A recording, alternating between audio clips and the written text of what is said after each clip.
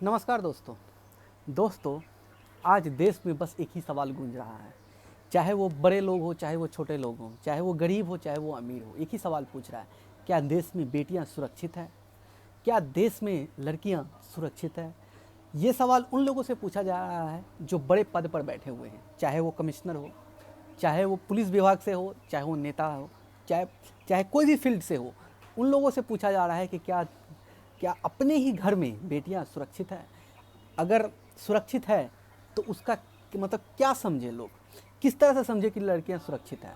अगर सुरक्षित नहीं है, वो तो हम लोग देख रहे हैं कि लड़कियां सुरक्षित नहीं हैं घर में। तो दोस्तों इस पे थोड़ी सी बहस बहस करूंगा मैं, आप लोगों को कुछ बताऊंगा, कुछ समझाऊंगा, कुछ समझने की भी कोशिश करूंगा आपके द्वारा, आपके कमेंट्स के द्वारा।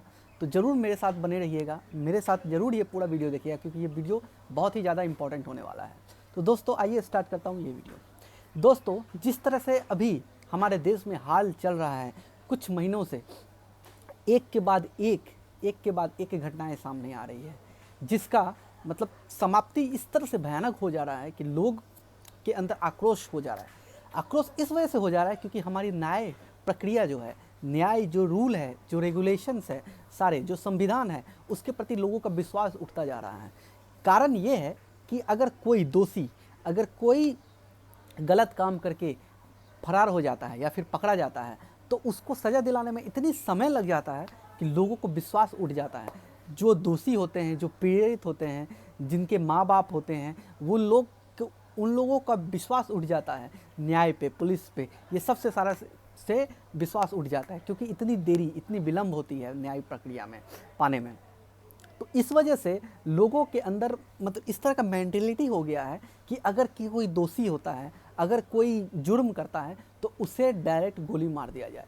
ये मन में क्यों आया आदमी लोग का? ऐसा तो आना नहीं चाहिए। ऐसे दूसरे देश में जो होते हैं उस तरह के नहीं होते हैं, उस तरह के विचार नहीं होते हैं लोगों में। क्यों नहीं होते हैं? क्योंकि वहाँ की कानून व्यवस्था बहुत ही मतलब मजबूत है, बहुत ही कड़ा है। अगर कोई दोषी पाया जाता है तो उसे फांसी की सज़ा दी जाती है तुरंत। न्याय एकदम मतलब जैसे फास्ट ट्रैक कोर्ट में चलता है, उस तरह से विदेश में चलता है। तो इस तरह से हमारे देश में भी न्याय प्रक्रिया को मजबूत करना पड़ेगा, तभी हमारे देश में बेटियां सुरक्षित होगी। ऐसा करना होगा कि अगर कोई दोषी पाया जाता है तो उस पर फास्ट ट्रैक मतलब फास्ट कोर्ट में एकदम केस चले, और उसके बाद उसको जल्द से जल्द 2 से 3 दिन में उसको सज़ा मिले। और सज़ा बहुत ही कठोर होनी चाहिए, ताकि लोगों को देखना पड़े कि नहीं, उसने ये गलती किया तो उसको इतनी जल्दी सज़ा मिली, 2 से 3 दिन में सज़ा मिली। तो इससे क्या होगी, उससे दुर्घटना कम होने लगेगी। लोगों मतलब जो मुजरिम होते हैं, जो लोग होते हैं, उसके अंदर भय उत्पन्न होगी।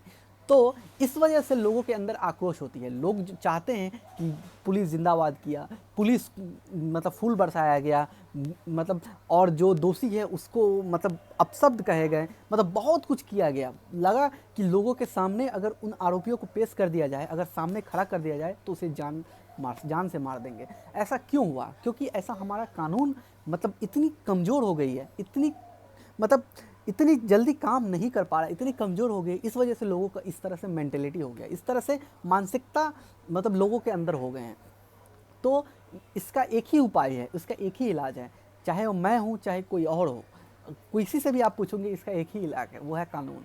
हमारे संविधान को बदलना पड़ेगा, हमारे कुछ नियम बनाने पड़ेंगे। हमारे संसद में इतने सारे नेता हैं, इतने सारे लोग हैं जो बस बोलते हैं कि नहीं, न्याय मिलनी चाहिए, न्याय मिलनी चाहिए। ऐसे बोलने से कुछ नहीं होगा। आपको संसद में, आप जो पॉलिटिक्स हो, आप जो पॉलिटिकल लीडर्स हो, बड़े बड़े नेते लोग हो, उनसे मैं हाथ जोड़ करके निवेदन करता हूं कि आप लोग कृपया संसद में ऐसे बिल बनाएं, ऐसे कानून लाएं, जिससे अगर कोई बेटी के साथ कोई दुष्कर्म होता है, कोई आरोपी पाया जाता है, तो उसे सख्त से सख्त और सज़ा मिलनी चाहिए, सख्त से सख्त सज़ा मिलनी चाहिए, और जल्दी सज़ा मिलनी चाहिए, ताकि मतलब 2 से 3 दिन में इसका फैसला हो जाना चाहिए। तो इस तरह से कुछ कानून लाइए, कुछ लाइए, ताकि हमारे देश में बेटियां सुरक्षित रहे, घर वापस आ सके। मतलब उसकी माएँ जो जितने जितने देर बेटियां बाहर रहती है घर से, वो कभी डरे नहीं, वो मतलब उसके मन में कोई विचार ना है। तो ऐसा ही हमारा देश होना चाहिए। ऐसा ऐसा भारत बनाएं जिससे हमारी माताएं, बहनें, जितनी भी सारी लड़कियां हों, वो सब सुरक्षित रह करके आराम से घर से बाहर जा सके। कोई भय ना हो, कोई भी चिंता ना हो, चाहे वो बेटी का बाप हो, चाहे वो एक भाई हो, बहन, जो भी हो, उन सब के ऊपर आप सरकार का पूरा हक है, पूरा मतलब क्या कह सकते हैं, एक पकड़ है कि आपको ये करना ही पड़ेगा, आपको मतलब सरकार को चलाना पड़ेगा इस तरह से जिस तरह से लोगों के आपस में कोई मतभेद ना हो। कोई अब हम सबसे पहली बात ये है कि अब जितने भी लीडर्स हो, जितने भी नेताएं हों, जितने भी अलग अलग पार्टी के लोग हों, सभी एकजुट होकर के एक कानून बनाएं ताकि सबको इंसाफ, बराबर का इंसाफ मिले। तो दोस्त, इसलिए मैंने ये वीडियो बनाया था ताकि आप लोगों से मैं थोड़ी सी दो बातें कर सकूं। भले वीडियो लंबा हो जाए, लेकिन आशा करता हूँ ये वीडियो आपको अच्छा लगा होगा। अगर अच्छा लगा तो लाइक कर देना, शेयर कर देना ज़्यादा से ज़्यादा, और आप कोई भी राय हो, कोई भी सुझाव हो तो ज़रूर हमें कमेंट्स करना। और आपने अभी तक अगर मेरे चैनल को सब्सक्राइब नहीं किया तो सब्सक्राइब कर देना, बेल की घंटी जरूर बजा देना ताकि आपको इस तरह का वीडियो पहले मिल सके। तब तक के लिए आप खुश रहिए, सुरक्षित रहिए। जय हिंद।